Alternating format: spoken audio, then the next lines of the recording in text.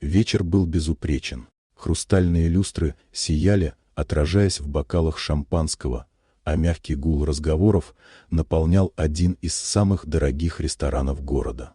Среди гостей Элеонора Уитмар, величественная женщина под 70, покровительница искусств и благотворительница. Ее седые волосы были собраны в аккуратный пучок, жемчуг блестел на шее, а улыбка отрепетирована годами светских вечеров.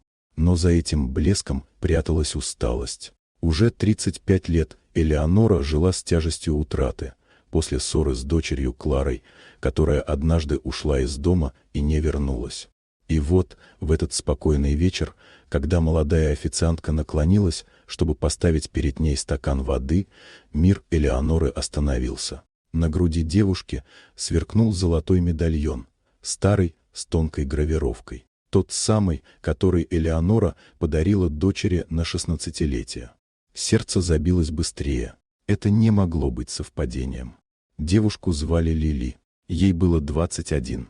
Она работала без отдыха, помогала матери до самой ее смерти, и теперь носила этот медальон как память. Единственное, что у нее осталось от той, кто любила ее безмерно. Лили не знала, откуда украшение.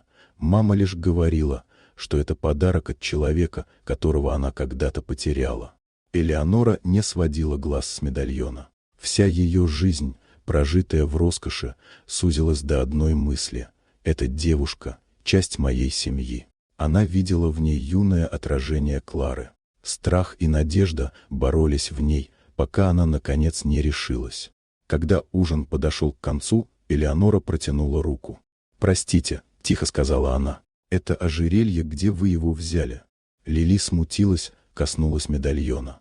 «Это было у моей мамы. Она умерла 2 года назад. Это все, что у меня осталось от нее». Элеонора побледнела. Ее губы дрожали. «Как ее звали?» «Клара», — ответила девушка. Мир вокруг словно исчез. Элеонора закрыла рот рукой, чтобы сдержать рыдания. Слезы блеснули на ее щеках. В зале стало тихо. Никто не понимал, почему гордая миссис Уитмар плачет среди гостей. «Клара», — прошептала она, — «это была моя дочь». Лили застыла. Пальцы, все еще сжимавшие поднос, задрожали. Слова не находились. «Вы моя бабушка?» Элеонора кивнула. В ее глазах боль, вина и радость, переплетенные в одно. Она протянула руки, и Лили шагнула к ней. Они обнялись среди удивленных гостей, забыв о взглядах и о богатстве вокруг.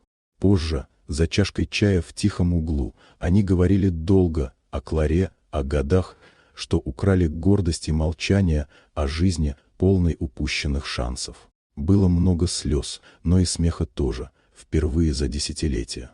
Через несколько недель Лили переехала к Элеоноре. Не ради денег, ради семьи. Элеонора открыла перед ней двери не особняка, а сердца. Она знала, все, что им осталось, это время, и теперь они не собирались его терять. Иногда прошлое возвращается не для того, чтобы ранить, а чтобы исцелить. И в тот вечер, под светом люстр, 2 женщины из разных миров нашли друг друга и нашли дом.